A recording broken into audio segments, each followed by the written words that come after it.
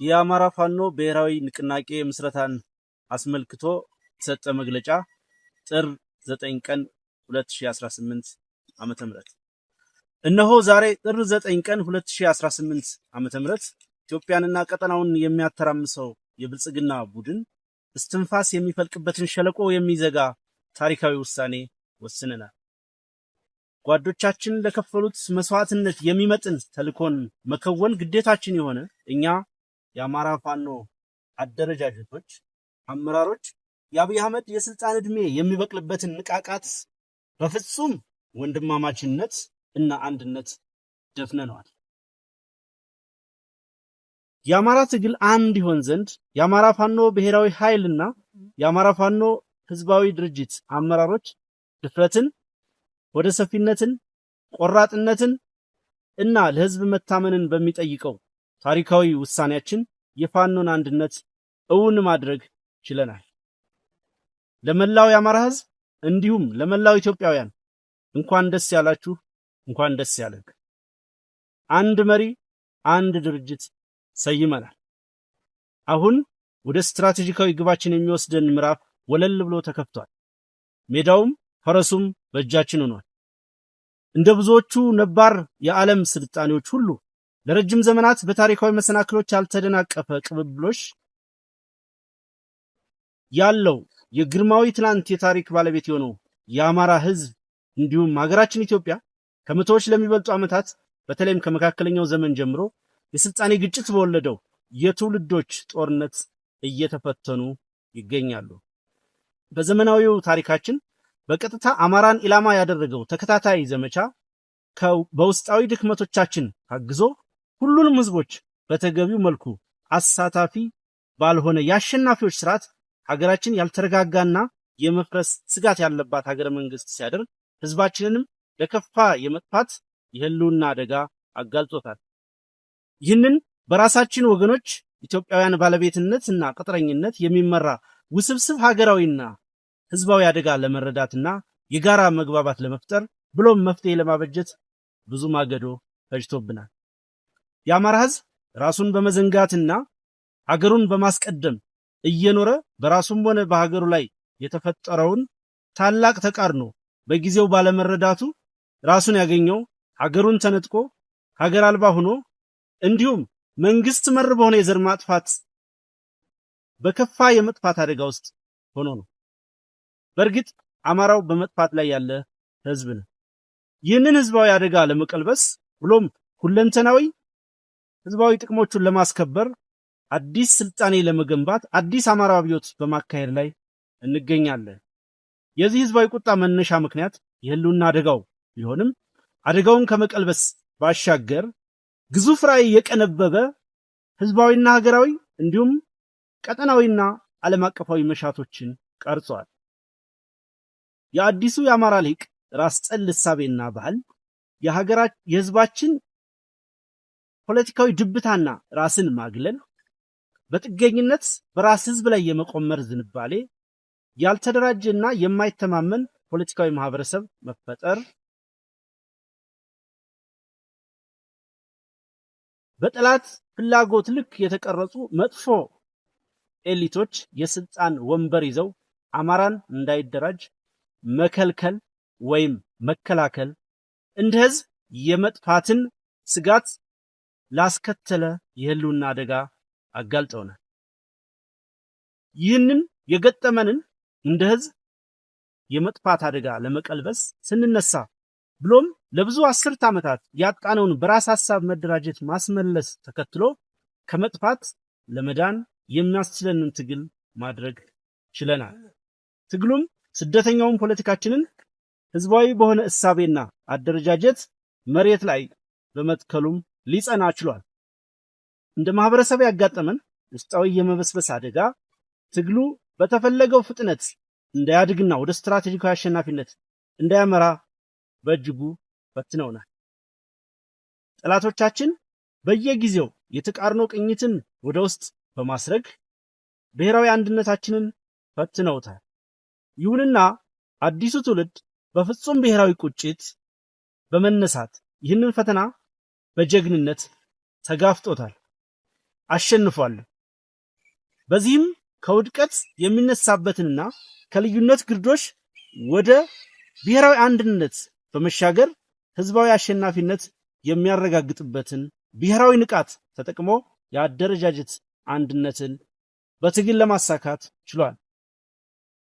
ባለፉት ጊዜያት ባልተማከለ አደረጃጀት በቁርጠኝነት በተከፈለው የህይወት መስዋዕትነት የተገኙ ድሎች የአገዛዙን የስልጣን ምንጭ የሆነውን የመከላከያ ሰራዊት በማፈራረስ አገዛዙን ተራ የ4 ኪሎ ሸማቂ እንዲሆን አድርገነዋል።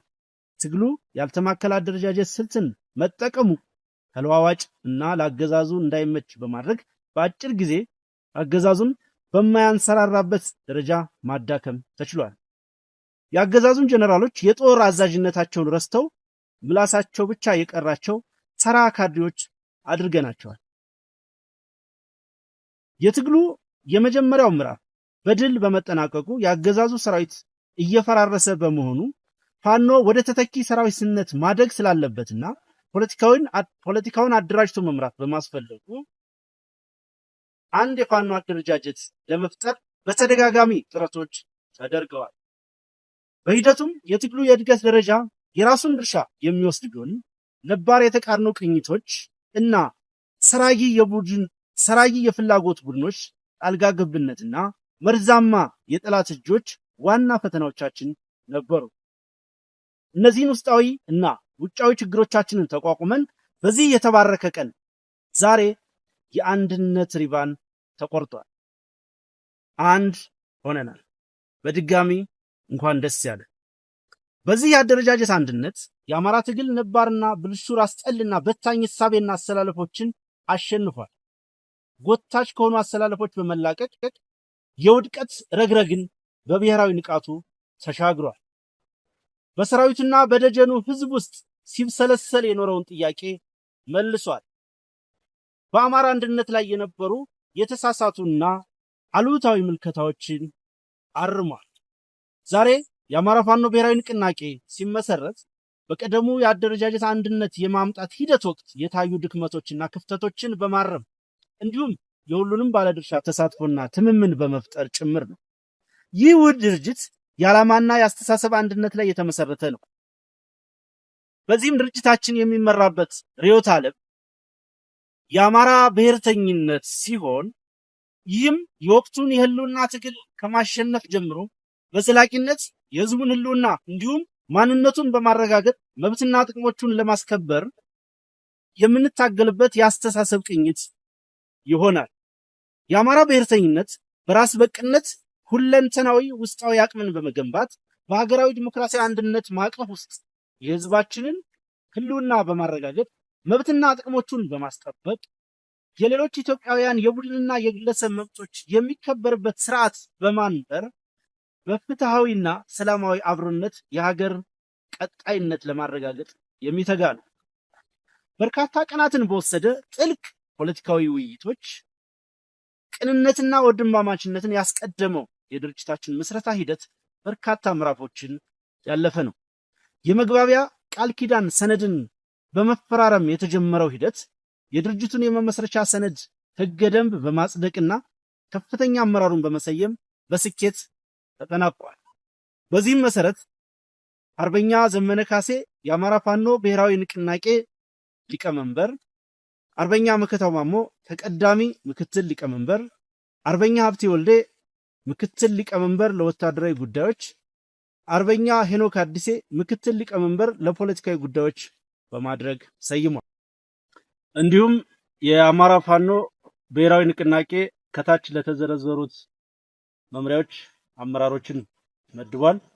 በዚህም መሰረት ወታደራዊ አዛዥ ብርጋዴር ጀነራል ተፈራ ማሞ፣ ምክትል ወታደራዊ አዛዥ አርበኛ ምሬ ወዳጆ፣ ምክትል አዛዥ ለወታደራዊ አስተዳደር አርበኛ ዝናቡ ልንገረው፣ ወታደራዊ ስልጠና መምሪያ አርበኛ ሳሙኤል ባለድል፣ ልዩ ዘመቻ መምሪያ አርበኛ ድርሳን ብርሃኔ፣ ዘመቻ መምሪያ ካሳምነው እዝ ለሚወከል ጓድ፣ የፖለቲካ መምሪያ አርበኛ ጌታ ስራደ፣ አደረጃጀት መምሪያ አርበኛ ምንተስኖት ወንዳፈራው፣ የድርጅት ጽህፈት ቤት አርበኛ አስቻለው በለጠ፣ የህዝብ ግንኙነት መምሪያ አርበኛ አስረስ ማረ ዳምጤ፣ የህዝብ አስተዳደር መምሪያ አርበኛ ዘመነ ምረት፣ ፋይናንስና ግዢ አስተዳደር መምሪያ አርበኛ አሻግሬ ባየ፣ ፖሊሲና ስትራቴጂ አርበኛ እስክንድር ነጋ፣ አጋርነትና ትብብር መምሪያ አርበኛ አበበ ፋንታው፣ የውጭ ጉዳይ መምሪያ እንዲሁ ከአሳምነው እዝ ለሚወከል አባል ምደባ ሰጥቷል። በዚህ ታሪካዊ ዕለት የአማራ ፋኖ ብሔራዊ ንቅናቄ ቀጣዮቹን ቁልፍ መልእክቶች ያቀርባል። አንደኛ፣ መልእክት ለድርጅታችን ሰራዊት። ከፍተኛ መስዋዕትነት እየከፈልክበት ያለው ትግል ፍሬ እንዲያፈራና የተሟላ አሸናፊነት እንዲረጋገጥ የአደረጃጀት አንድነት የግድ እንደሆነ በተደጋጋሚ የተነሳው ሐሳብ ተገቢውን መልስ አግኝቶ የፋኖ አንድነት ተበስሯል።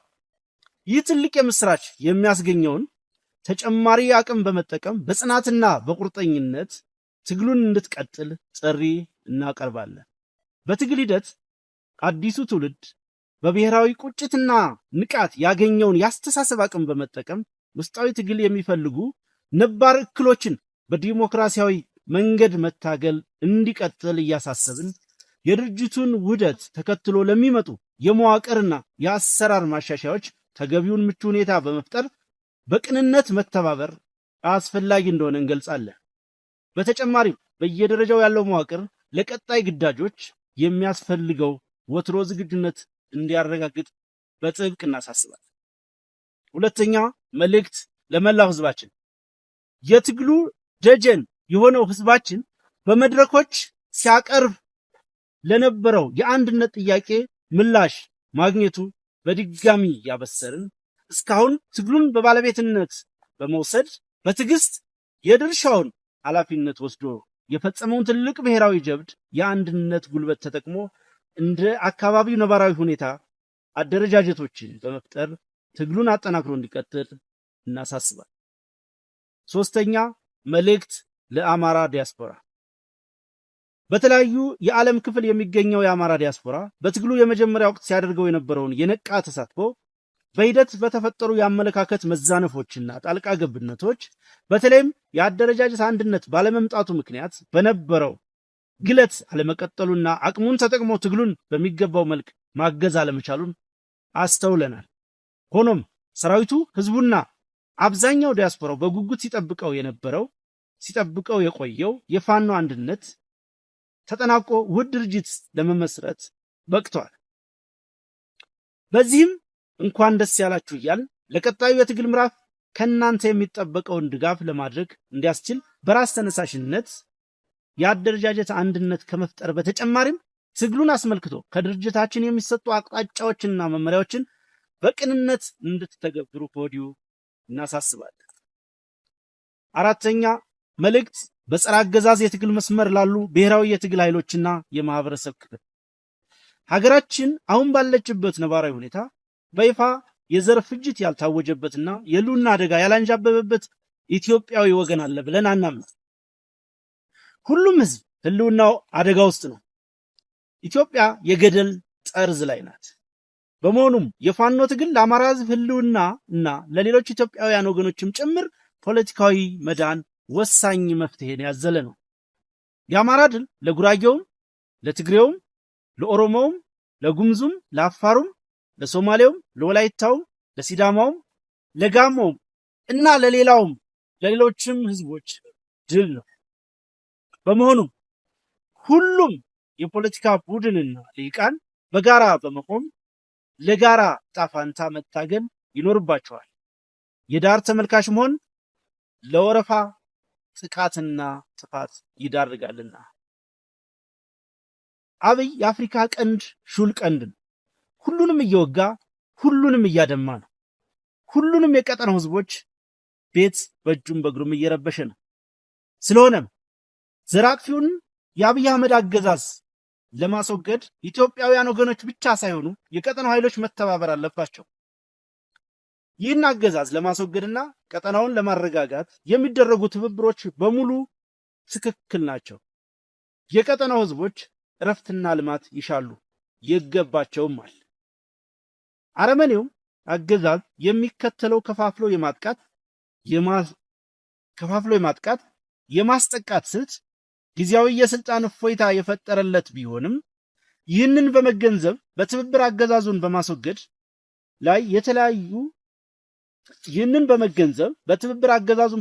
ላይ የታዩ መግባባቶችን ማሳደግና የአገዛዙን ዕድሜ ማሳጠር አስፈላጊ ነው።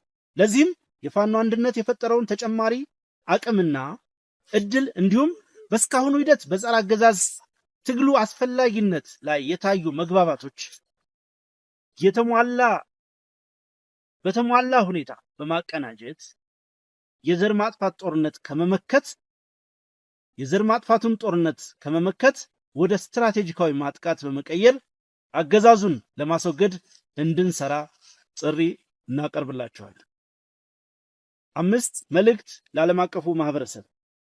አብይ አህመድ መሩ የብልጽግና አገዛዝ ስልጣን ከያዘበት ጊዜ ጀምሮ ላሉት ወደ 8 ለሚጠጉ ዓመታት በህዝቦች ላይ ከፍተኛ እልቂት መፈጸሙ እንደሚታወቅ እሙን ነው። አገዛዙ ሀገሪቱን የማያባራ ጦርነት ውስጥ በማስገባት በሁሉም ክልሎች ከፍተኛ የሰብአዊ ውድመት፣ ኢኮኖሚያዊ ድቀትና ማህበራዊ ቀውስን አስከትሏል። ይህ አገዛዝ ጸረ ህዝብ በመሆኑ ከችግሩ የማይታከም ከስህተቱ የማይማርና አንዳች ተአማኒነት ያልታየበት ነው። የአገዛዙ የጦረኝነት ባህሪ ከኢትዮጵያ ውስጣዊ ችግር አልፎ ቀጠናዊ ሰላምና መረጋጋት ላይ ተጨባጭ አደጋ ከፈጠረ ውሎ አድሯል። አገዛዙ በአማራ ህዝብ ላይ ያወጀው የዘር ማጥፋት ጦርነትና የተከተለው የህልውና አደጋ ጦርነቱን ከመቀልበስ ውጭ ሌላ አማራጭ ባለመኖሩ ፋኖ በህዝባዊ የትግል መስመር አገዛዙን ላለፉት 30 ወራት እየታገለም ይገኛል። ከፋኖም በተጨማሪ ሌሎች ጸረ አገዛዝ ብሔራዊ ኃይሎች በዚህ ህዝባዊ የትግል መስመር ውስጥ የህዝባቸውን ሁሉና ለማረጋገጥ በትግል ላይ ይገኛሉ። ይህንን ህዝባዊ ሀገራዊ ብሎም ቀጠናዊ አደጋ ማስወገድ፣ የህዝብን ደህንነት ማረጋገጥ ብሎም ተራዛሚ ቀጠናዊ ጦርነቶችን ማስወገድ ዓለም አቀፉ ማህበረሰብ ትኩረት የሚሰጠው ጉዳይ እንደሆነ እናምናለን። ከዚህም በመነሳት ጸረ ህዝብና ጸረ ሰላም ለሆነው የብልጽግና ኃይል የሚደረገውን ድጋፍ በማቆም እንዲሁም አስፈላጊውን ጫና በማድረግ የአገዛዙን የጥፋት አቅም በማሳጣት እንድትተባበሩ ጥሪ እናቀርባለን። በተጨማሪም የፋኖንና የሌሎችን የጸረ አገዛዝ ትግል የሚያደርጉ ኃይሎችን ትብብር በተቻለውም አቅም እንድትደግፉ ጥሪ እናቀርባለን። የእርዳታ ድርጅቶችም በጦርነቱ ለተጎዳው ህዝባችን አስፈላጊውን ሰብአዊ እርዳታ እንዲደርስለት የሚቻለው እንድታደርጉ ጥሪ እያቀረብን በእኛ በኩል አስፈላጊውን ትብብር ለማድረግ እንደምናደርግ ልናሳውቅ እንወዳለን። 6 መልእክት ለመለዮ ለባሹና ለሚሊሻ ኃይል። የአገዛዙ የስልጣን ምንጭ ህዝብ ሳይሆን የመለዮ ለባሾች ደም እንደሆነ ለእናንተ የተሰወረ አይደለም። አገዛዙ የስልጣን ዕድሜውን እስካራዘመለት ድረስ ለህይወታችሁ ደንታ የሌለው መሆኑም ከእናንተ የተሰወረ አይደለም። የፋኖ ትግል ሁሉም ኢትዮጵያዊ ተከብሮ የሚኖርባት ሀገር መገንባት የእናንተ መለዮ ለባሾች ደህንነትና ክብር ተጠብቆ ሀገራችሁን እንድታገለግሉ የምትከፍሉት የህይወት መስዋዕትነትም ትርጉም እንዲኖረው ማድረግ ነው። ሞታችሁ ለሀገራችሁ ሳይሆን ለአንድ ሰው ደም ለማይጠረቃ አገዛዝ መሆኑን ተረድታችሁ ወደ ፋኖ ትግል እንድትቀላቀሉ ጥሪ እያቀረብን ሙሉ መዋቅራችን ከመቼውም ጊዜ በተለየ እናንተን ለመቀበል ዝግጁ መሆኑን እናረጋግጣለን። የአማራ ፋኖ ብሔራዊ ንቅናቄ ለድርጅታችን ምስረታ ስኬት ለተጉ ሁሉ የላቀ ክብር ያለው መሆኑን እየገለጽ በተለይም ለመላው የአማራ ህዝብና ለሀገር ወዳድ ኢትዮጵያውያን ለማይቋረጠው ልባዊ ድጋፋችሁና ለምክራችሁ ለግሳጼያችሁ እናመሰግናለን። ልፋታችሁ ይህንን አንድነት ወልዷል። ለመላው የፋኖ አባላት ለፍጹም ንጹህ ጓዳዊ ግፊታችሁና አንድነት ናፋቂነታችሁ እናመሰግናለን። የእናንተ የቀን ከሌት ጉትጎታና ውትወታ ባይኖር ሰንፈን የምንዝል አንታጣም ነበር። ደማችሁም ግፊታችሁም ይህንን አንድነት ወልዷል። ለመላው የሁለቱ ድርጅት አመራሮች በተለይ በዚህኛው የአንድነት ሂደት ላሳያችሁት አመራርና ቁርጠኝነት ከፍተኛ ክብርና ምስጋና ይገባችኋል። በተለይም የአንድነት ሂደቱን ያሳለጣችሁ የሁለቱ ድርጅቶች የቴክኒካል ኮሚቴ አባላት እጅግ ታላቅ ክብር ይገባችኋል። ያሳያችሁት የአመራር ብቃት፣ ጥበብና መፍትሄ አፍላቂነት ልዩ ነበር። ሂደቱን ለታዘቡ ሽማግሌዎች በልዑል አስፋወሰን አስራተ ካሳ የሚመራው እና አምባሳደር ብርሃነ መስቀል ነጋ እና ሻለቃ ዳዊት ወልደ ጊዮርጊስን ጨምሮ 7 አባላትን ያካተተው የታዛቢዎች ቡድን ሂደቱን በገለልተኛነት በመከታተል ቴክኒካል ኮሚቴው በጠየቃቸው ጊዜ ሁሉ ደግሞ የመፍትሄ ሐሳብ በማቅረብ ላደረጉት አስተዋጽኦ ታላቅ ክብርና ምስጋና እናቀርባለን። በመጨረሻም ድርጅቱን ለማዋለድ ከተከፈለው መስዋዕትነት ባልተናነሰ መልኩ ድርጅቱን በዘላቂነት ለማጽናት የሚገጥሙ ፈተና በመሆኑ ሁሉም የፖለቲካ ቡድንና ልሂቃን በጋራ በመቆም ለጋራ ጣፋንታ መታገል ይኖርባቸዋል። የዳር ተመልካች መሆን ለወረፋ ጥቃትና ጥፋት ይዳርጋልና። አብይ የአፍሪካ ቀንድ ሹል ቀንድ ነው። ሁሉንም እየወጋ ሁሉንም እያደማ ነው። ሁሉንም የቀጠናው ህዝቦች ቤት በእጁም በእግሩም እየረበሸ ነው። ስለሆነም ዘራፊውን የአብይ አህመድ አገዛዝ ለማስወገድ ኢትዮጵያውያን ወገኖች ብቻ ሳይሆኑ የቀጠናው ኃይሎች መተባበር አለባቸው። ይህን አገዛዝ ለማስወገድና ቀጠናውን ለማረጋጋት የሚደረጉ ትብብሮች በሙሉ ትክክል ናቸው። የቀጠናው ህዝቦች እረፍትና ልማት ይሻሉ ይገባቸውማል። አረመኔው አገዛዝ የሚከተለው ከፋፍሎ የማጥቃት የማስጠቃት ስልት ጊዜያዊ የስልጣን እፎይታ የፈጠረለት ቢሆንም ይህንን በመገንዘብ በትብብር አገዛዙን በማስወገድ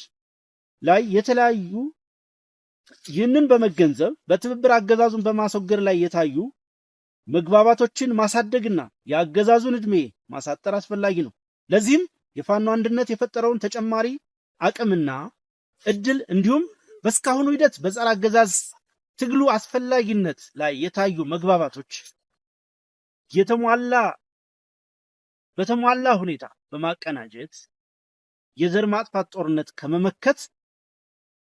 ማጥፋቱን ጦርነት ከመመከት ወደ ስትራቴጂካዊ ማጥቃት በመቀየር አገዛዙን ለማስወገድ እንድንሰራ ጥሪ እናቀርብላችኋለን። 5 መልእክት ለዓለም አቀፉ ማህበረሰብ። አብይ አህመድ መሩ የብልጽግና አገዛዝ ስልጣን ከያዘበት ጊዜ ጀምሮ ላሉት ወደ 8 ለሚጠጉ ዓመታት በህዝቦች ላይ ከፍተኛ እልቂት መፈጸሙ እንደሚታወቅ እሙን ነው። አገዛዙ ሀገሪቱን የማያባራ ጦርነት ውስጥ በማስገባት በሁሉም ክልሎች ከፍተኛ የሰብአዊ ውድመት፣ ኢኮኖሚያዊ ድቀትና ማህበራዊ ቀውስን አስከትሏል። ይህ አገዛዝ ጸረ ህዝብ በመሆኑ ከችግሩ የማይታከም ከስተቱ የማይማርና አንዳች ተአማኒነት ያልታየበትም። የአገዛዙ የጦረኝነት ባህሪ ከኢትዮጵያ ውስጣዊ ችግር አልፎ ቀጠናዊ ሰላምና መረጋጋት ላይ ተጨባጭ አደጋ ከፈጠረ ውሎ አድሯል።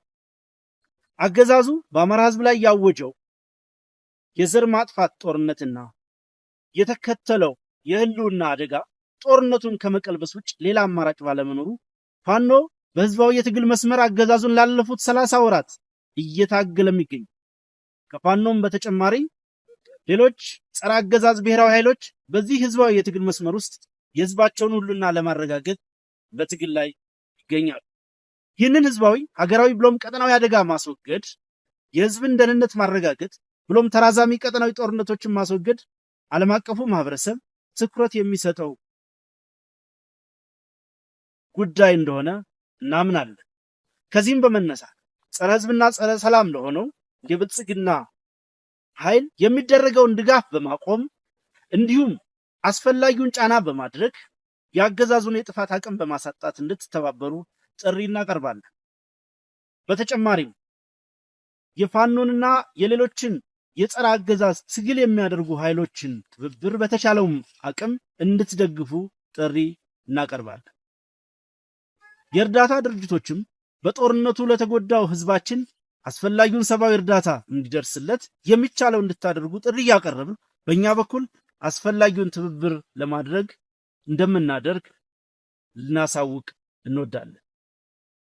6 መልእክት ለመለዮ ለባሹና ለሚሊሻ ኃይል። የአገዛዙ የስልጣን ምንጭ ህዝብ ሳይሆን የመለዮ ለባሾች ደም እንደሆነ ለእናንተ የተሰወረ አይደለም። አገዛዙ የስልጣን ዕድሜውን እስካራዘመለት ድረስ ለህይወታችሁ ደንታ የሌለው መሆኑም ከእናንተ የተሰወረ አይደለም።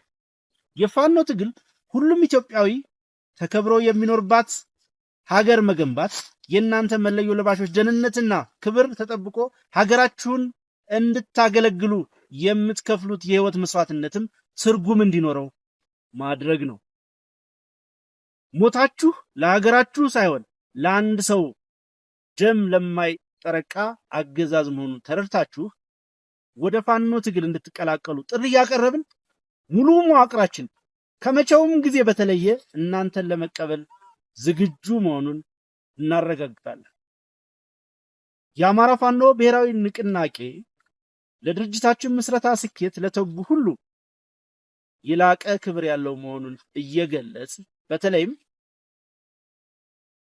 ለመላው የአማራ ህዝብና ለሀገር ወዳድ ኢትዮጵያውያን ለማይቋረጠው ልባዊ ድጋፋችሁና ለምክራችሁ ለግሳጼያችሁ እናመሰግናለን። ልፋታችሁ ይህንን አንድነት ወልዷል።